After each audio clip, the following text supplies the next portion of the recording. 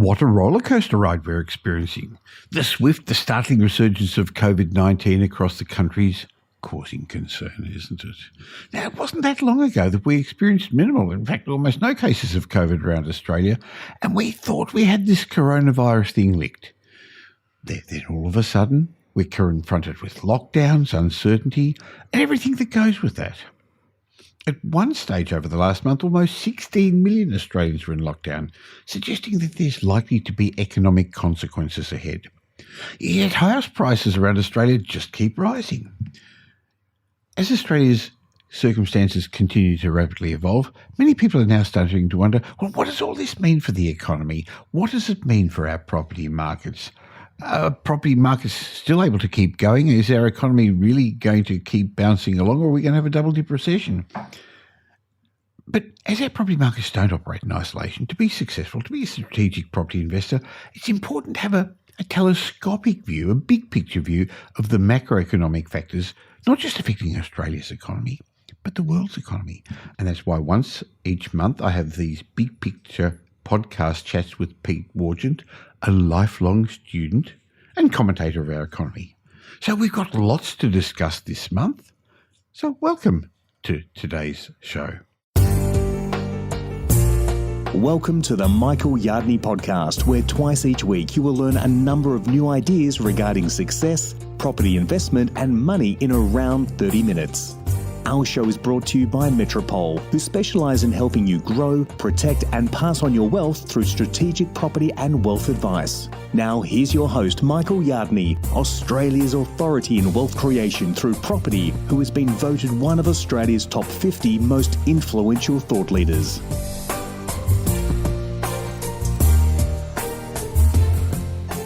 What a difference a month makes. When we recorded the last month's Big Picture podcast, Australia's economic recovery was continuing to unfold.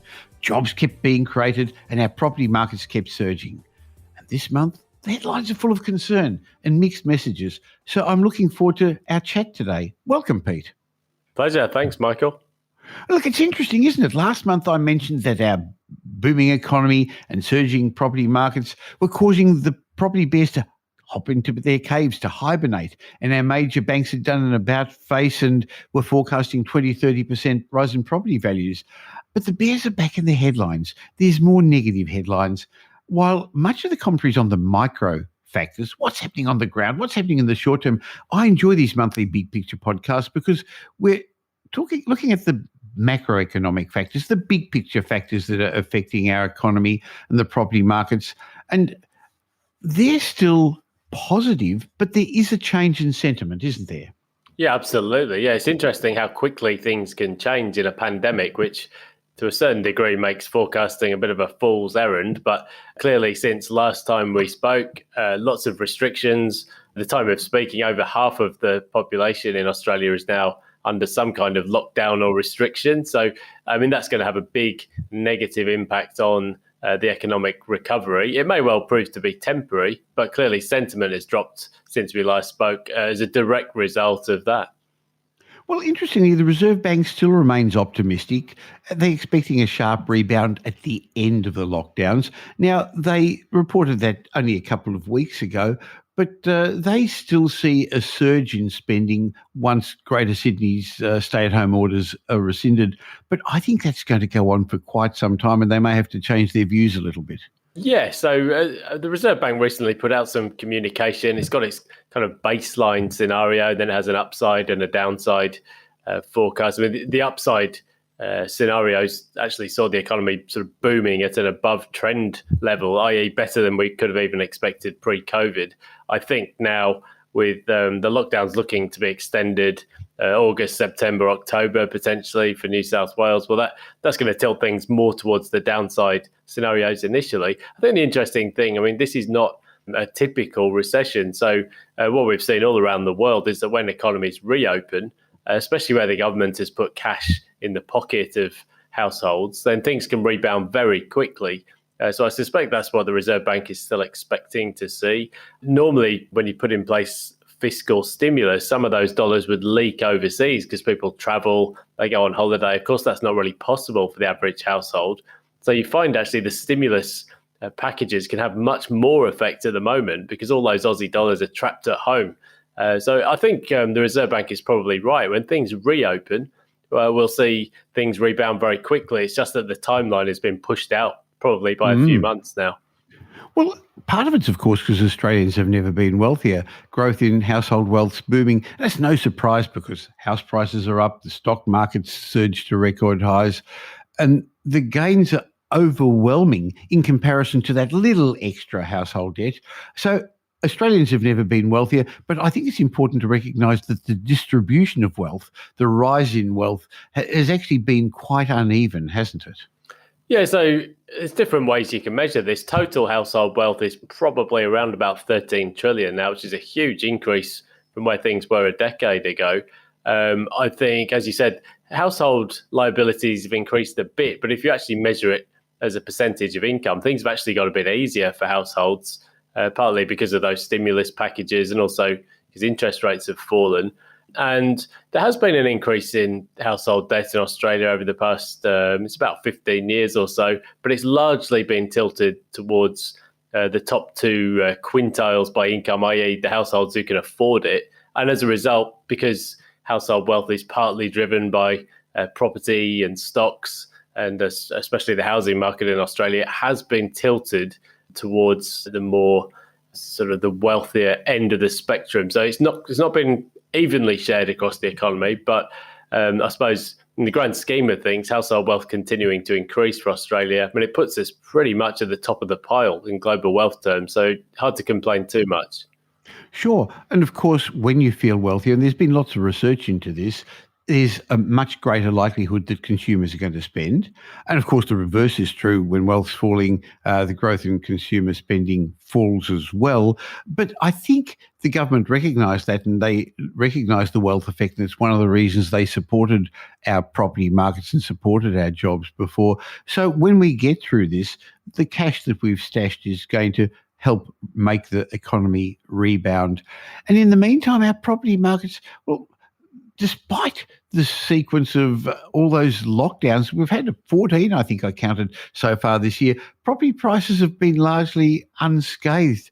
Sure, the rate of house prices growth is slowing, but property values keep rising. I just saw recently Sydney's house prices have risen almost 20% in the last 12 months, Melbourne 11.8%, Brisbane 18.6%. You know, we talked about double-digit growth at the beginning of this year, Pete, you and I, and people sort of thought we were a bit loopy. But boy, this is boom time levels. Yeah, look, it wasn't that hard a forecast to make. It was largely driven by much cheaper mortgage rates. So it's a fairly rational response. It was quite predictable. I mean, you can see it's been driven by mortgage rates because, as you said, it's not been specific to one booming market or one booming sector of the economy all the way across the country. And that includes Adelaide, Perth, Hobart, a lot of regional markets. So it's not just been a Sydney story or a Brisbane story, even though those have probably been amongst the two strongest performers. It's been spread right across the economy. I think probably at the moment with restrictions, we'll probably see transaction levels starting to drop away. We were chatting just before we came on about how difficult it is to buy property when you can't even inspect it, which has been the case for some people in Victoria at the moment. So we'll see probably a few sticks in the spokes at the moment, but when restrictions do finally ease, it's like a wall of pent-up demand out there at the moment. Lots of cash in household bank accounts and record low mortgage rates. So I think it's a temporary slowing most likely. And, you know, as we always say, it's the big picture podcast. Well, I can't see much change to low mortgage rates for 2 or 3 years. So the cycle might have an interruption here, but I suspect the big picture is prices will be higher in 2024 than they are now. Sure. Well, vendors at the moment are holding back. New listings across Sydney in particular, and Melbourne recently as well, fell significantly. Andrew Wilson showed about a 70% drop in listings in the month of July compared to the month before in Melbourne. But you can understand that if you can't inspect properties, and since a lot of sellers are buyers and buyers are sellers, if you don't think that other people can inspect your home, if there can't be a new place for you to go and look at to move to, why would you put your house on the market at the moment? Yeah, there's a lot of uncertainty, and it's having an impact it's one of the drivers of higher prices, of course. There's very little to buy and lots of competition, especially for that family appropriate type of housing in the middle ring suburbs. In markets like Brisbane and Sydney, there's a heck of a lot of competition for houses as they come onto the market. And I think a lot of vendors are just waiting to see what might happen. Traditionally, listings do start to pick up in the spring selling season, but it's not really happening at the moment because of all the disruption. So there's the total number of listings around the country is about 25% below where you'd normally expect it to be. So there's not much stock and a lot of competition for it, which is obviously putting upwards pressure on prices. More than that, the stock's decreasing because CoreLogic recently brought out the statistic that for every new house that's coming on the market being listed for sale, 1.4 properties are being sold. So we're depleting our stock. At the same time, renters are having trouble. It's not getting any easier for them either, is it? Particularly for houses around Australia. Yeah, it's interesting. I saw a piece this week in one of the media outlets about an oversupply of housing, which is always an interesting concept. I mean, how do you measure oversupply? I think if you're looking at the number of physical dwellings, it feels like we're building a lot of houses, which we are at the moment, but it only moves the needle. The dwelling stock has increased by about 1.6% over the year to March. That's at a time when population growth is only up by about 0.5%.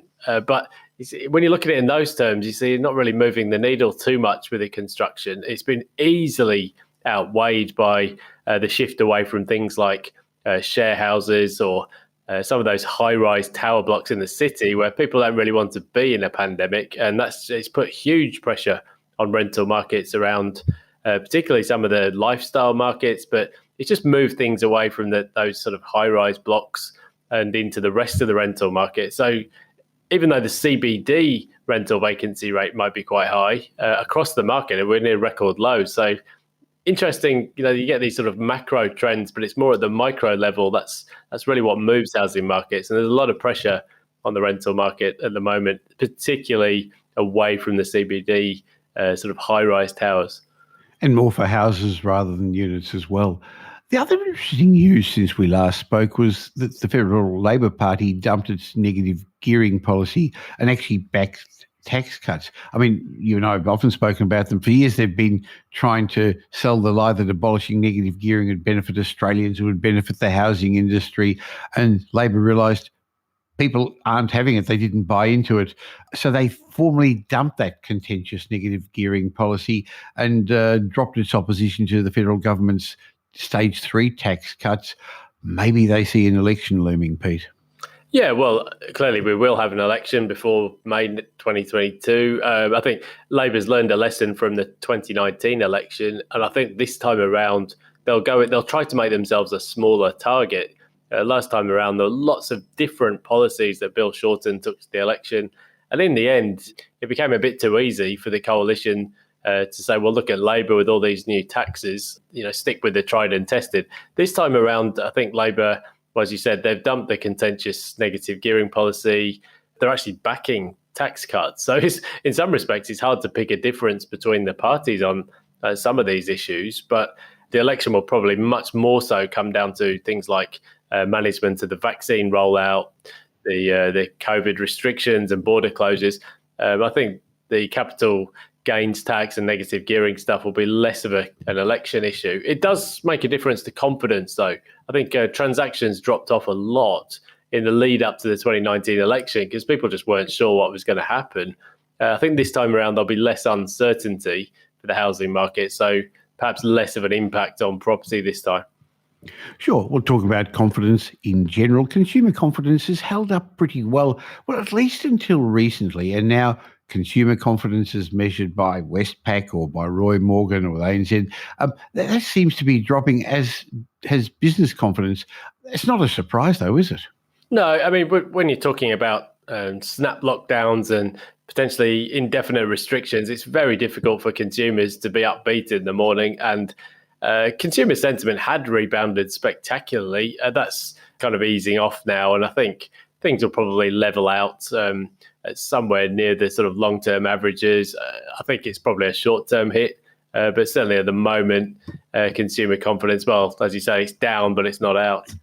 Sure. Well, people tend to be confident when they're secure about their financial future, secure about their jobs. And we did have a hiring frenzy, but that seems to be losing steam, as well as the outbreaks in Sydney and the lockdowns in Melbourne have closed the doors of lots of businesses. I can see small businesses having issues, having difficulty surviving, and it's likely that low unemployment rate, boy, did it get down lower faster than we expected. I can see it just creeping up a little bit and a few more people becoming unemployed. Yeah, totally. So it's interesting. We've got almost like a petri dish scenario. If you look across to New Zealand, when you see what's happening over there, I mean, because they're effectively still at COVID zero or near enough, the unemployment rate there has fallen very low, well under 5%. They're starting to see inflation, wages are going up, and it looks like we'll see interest rates go up from this month, August 2021. Really? Australia was actually on that same trajectory until only a month or two ago. Unemployment was down to 4.9%. But I think, as you say, with all of these restrictions, that's going to be reversed. We'll probably see unemployment heading back towards 6%. And we've never really got near to that inflation target, despite everything. So I think different scenarios now. New Zealand will be hiking rates to try and cool their booming economy and booming housing market. Australia, well, for the next few months at least, probably things going back into reverse gear. That you'll start to see headlines about a double dip recession, which is quite possible. But I think this time around there's a bit less uncertainty because people can see, this is a vaccinable issue now, and there's light at the end of the tunnel, which I think, 15 months ago, it was a lot harder to say that. It was a lot of uncertainty, not so much this time around, though.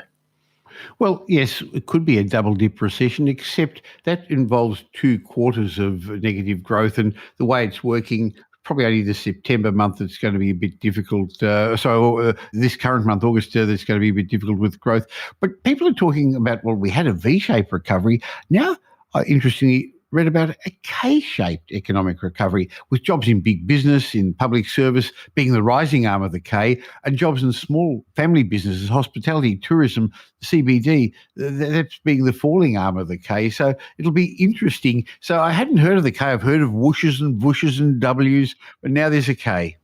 Yeah, we had a square root idea at one stage, the kind of things booming back quickly and then leveling out. I think we've had almost every letter of the alphabet. Certainly, the experience in Europe is that it's a bit two-speed. I think there's certain professional careers and professional sectors that are less impacted because people can work from home. They can adapt pretty quickly. Much harder to do in some of the more hands-on type sectors. I think some parts of retail, as you mentioned, and hospitality, they'll feel these impacts much more keenly. So I don't know if K-shape is the right letter, but it's not going to be felt equally across the board. And we'll have to wait and see what the government does about that, whether it reintroduces some more packages to help out those sectors that are struggling. Sure. So we're all in the same ocean, but we're not in the same boat. And you're right, the knowledge workers and people who can work from home are still doing okay, even though many are having stress issues and mental health issues. On the other hand, people with manual work or people in the hospitality industry or retail shops, it's not looking too good for them at the moment. But there hasn't been a lot of talk about defaults, mortgage defaults. In fact, recently, Commonwealth Bank, I think that's Australia's largest lender, said that just 0.4% of its loan book, 6,800 loans, are currently in deferral. Pete, that's well below the 150,000 at the start of the pandemic.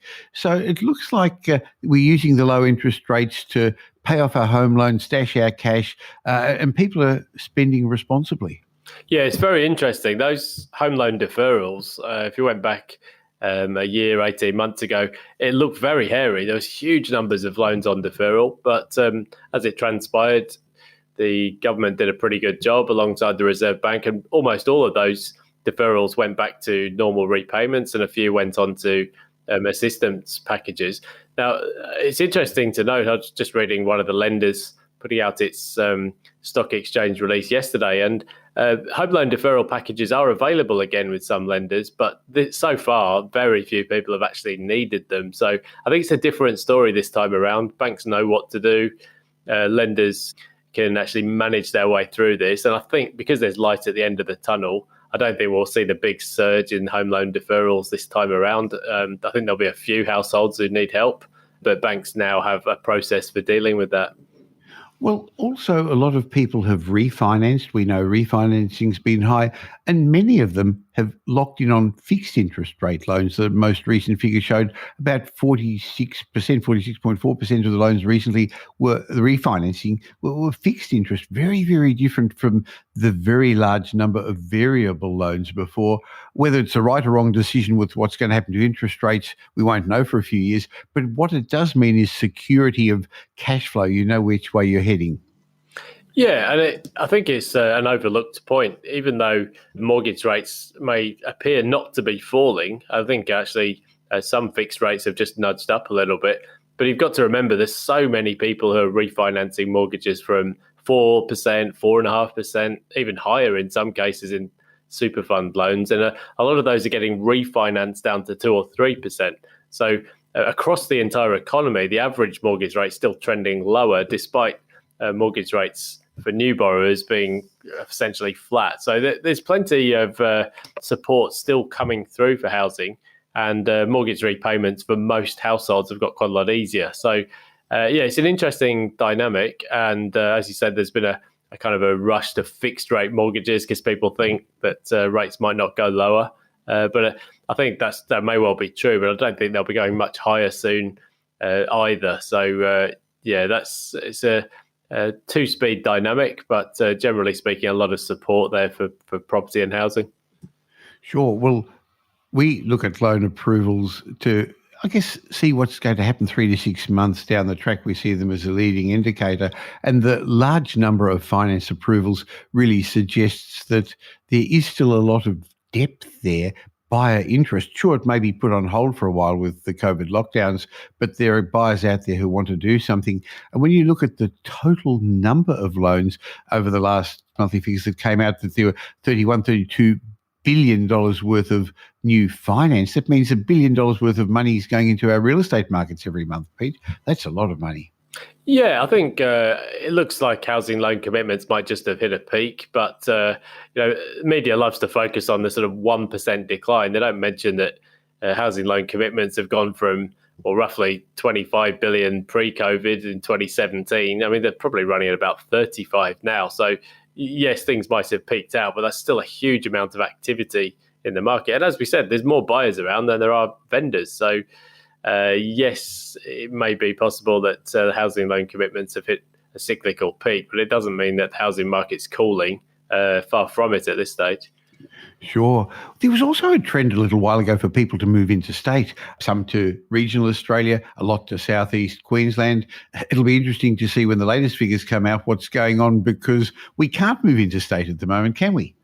I mean, the skeptic in me says that some people will find a way. I think there's a fair few Victorian licence plates around Noosa at the moment. But I think, generally speaking, people do like to get away from the states with the restrictions. And Queensland was getting a fair chunk of interstate migration anyway to the lifestyle markets.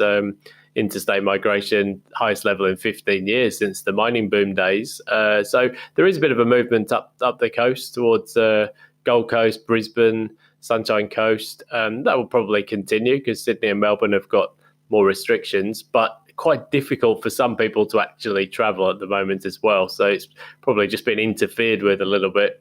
I think there's a lot of interesting demographic trends that are happening at the moment. I think they're really an acceleration of what was already happening. I think COVID's just moved things along a bit in terms of people having second homes or working a few days at home instead of in the office. But I think some of those trends will reverse and the cities will reassert themselves once the international border has been reopened. I think at the moment the CBDs are struggling, office closures and no students and no tourists. I think once the borders reopen, normal service will be resumed. But at the moment, there's been some interesting shifts in demographics. Well, I think as we're talking about this being a big picture podcast, it's important to remember the big picture. And we get so caught up with what's happening in our daily lives, and that's understandable, that you sometimes forget that we're getting to, it's amazing, it's almost scary, the last quarter of 2021, and when it ends off and 2022 kicks off, it's likely a significant portion of our population is going to be vaccinated. It's likely that lockdowns are going to be less likely, they'll be rarer. It's likely that our economy is going to rebound, and as you suggested, probably quite strongly. And it's also likely that with our high household wealth at almost record highs, even if there is some stabilisation in house price growth, it's still going to keep growing throughout 2022. We're going to be optimistic. Life's going to get on again. So right now, the economy's glum, much of society's glum. But if we look at the big picture, I think there's some good times ahead, Pete. Yeah, it's interesting. I know you like to follow your Warren Buffett quotes, and I saw an interview a while back where I think the interviewer was asking about Apple's rollout of a new product, probably the iPhone. And they was, do you think this will have an impact on Apple? And he said, look, if you're worried about that kind of thing, you shouldn't even own the stock. I think it's try and see the big picture. And I think that is particularly true for property. I think you can worry an awful lot about what's happening this week or next month. But the reality is property tends to work, as you said, as a 10-year investment, so or ideally longer. So focus on buying well and focus on the long run trend. I think you can get way too bogged down in seeing the minutiae instead of actually focusing on the bigger picture, hence the name of the podcast. So try and take a 10-year view, and I think you'll see it should be a good decade for housing. I think mortgage rates have taken a step lower, and I don't think they'll be heading back up anytime soon. I guess to give those people who are currently feeling a bit glum, locked down, not able to get out, a view of what's ahead, even though you're an Australian, you're back in the United Kingdom, and you travelled recently. So what's life like on the other side of things? Totally normal. I think it's, I've been travelling in Europe, down in the Mediterranean last couple of weeks. No masks, very, very few restrictions. Certainly back in London, nobody's even talking about COVID. I think that's partly just because people got bored of it. You know, it's been around for 18 months and there are still cases in the UK, but I think generally speaking, most people who've had a vaccine, most people who want a vaccine have now had one. About 90% of eligible adults in the UK. And I think people understand that, you know, the world has to keep on turning. Australia is a long way from that point as we speak today. But as we roll out the vaccine, it's accelerating by the day now. So things will change. It might just take a bit of time for that narrative to shift away from sort of eliminating every case, because it doesn't appear that that's going to happen. But I suppose the good news is life will return to normal. No masks here, no restrictions, and life is returned surprisingly quickly, actually, to how it was before. Well, that's a great way to finish off our monthly chat, something to look forward to. Now, if people want to catch up with you in between these chats and follow your blogs and your podcast, tell us where's the best place to find out about you. Oh, there's a few places on social media, but Pete Wargent Blogspot is probably the easiest for my daily blogs and updates. And you'll find there's a few other places like on Twitter and others where I do tend to post, but probably my daily blog is probably the best place. And if people are interested in the stock market, which I like about you because you've got a holistic view to wealth creation, and you've got an interest in that, tell us about your podcast related to that. So Stephen Moriarty and I run a podcast called Low Rates, High Returns, which is a weekly podcast, and it's much more focused on the stock market than it is on property. But if you're interested in that side of things as well, check it out. It's on Apple iTunes, but actually all across Spotify, SoundCloud, and other places. So Low Rates, High Returns is the podcast. I'll leave links in the show notes about all of those. So, Pete, thank you again for your time. An interesting change from last month from the positive to a little bit more negative news. It'll be fascinating to see what happens over the next month when we next catch up.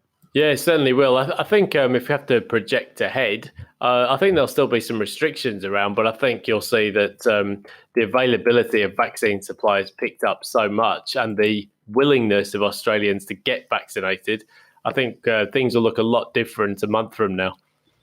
Okay, well, that's good news, something to look forward to. Catch up with you then, Pete. Pleasure. Cheers.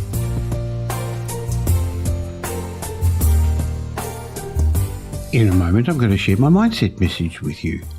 But before I do, I just want to say, don't be too put off by all the negative news. I hope the discussion I had with Pete's going to give you a bit of a better understanding that the future ahead looks good. I know it's hard to make long-term decisions at the moment when there's all the negative news in the media and the concerns.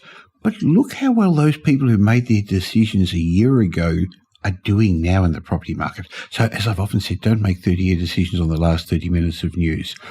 Now's a great time to get all your ducks in a row to take advantage of what's left of this property cycle, and there's still great growth left, but you can't just buy any property. The next stage of this cycle is going to be very different to the first part of the cycle. So how do you know what to do? Well, you can trust the team at Metropole, my team, to provide you with direction, guidance and results. Whether you're a beginner or an experienced investor, at times like this, it really is important to get a holistic approach to your wealth creation, not just somebody selling you a property or buying a property for you.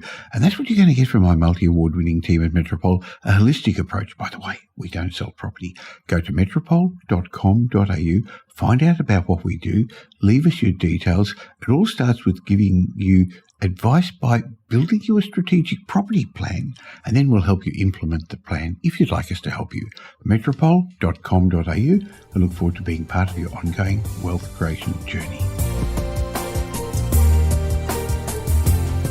Now here's Michael's mindset message. Remember, a change in your thinking will lead to a change in your life. In today's mindset moment, I'd like to tell you that you've won the lottery. You see, there's roughly 7.7 billion people in the world today.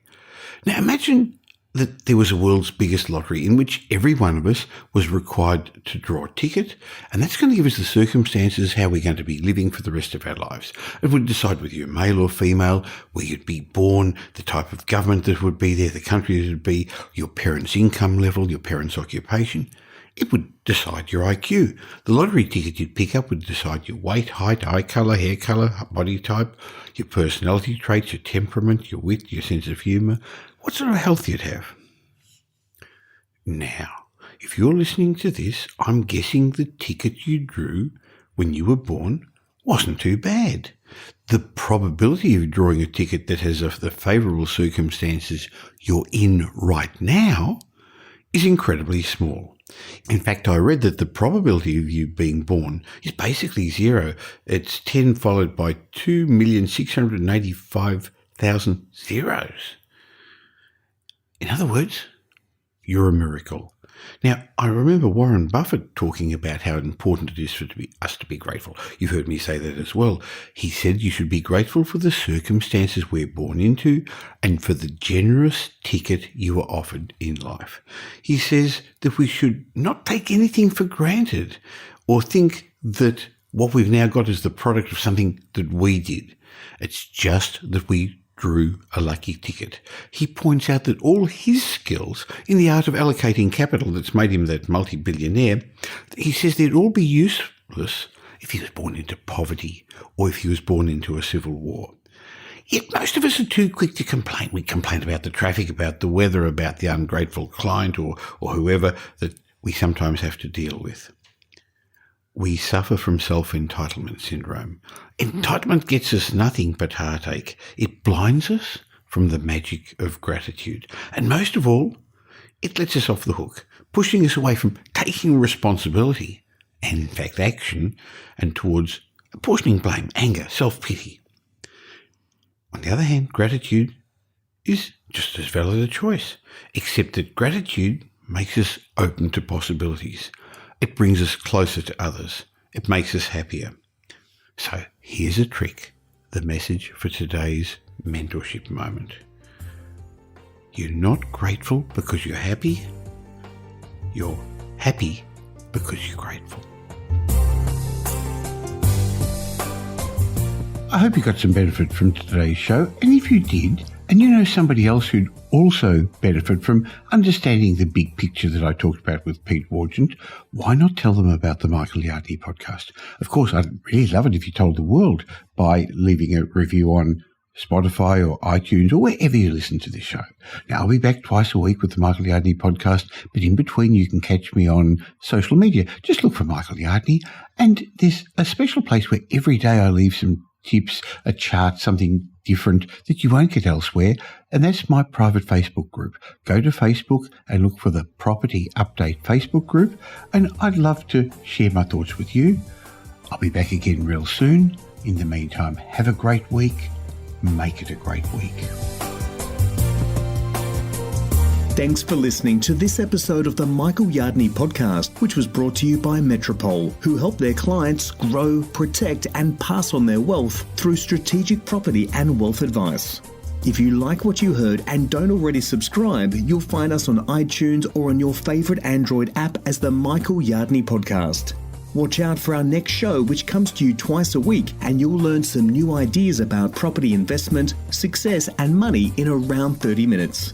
To get more of Michael's thoughts, go across to www.propertyupdate.com.au and sign up for his daily morning briefing, and you'll hear from not only Michael, but a group of leading property success and money experts. And just a reminder that the information you heard in this show today is general educational advice and not specific investment advice, as we don't know your personal circumstances. If you're looking for specific advice, why not ask the team at Metropole to help you?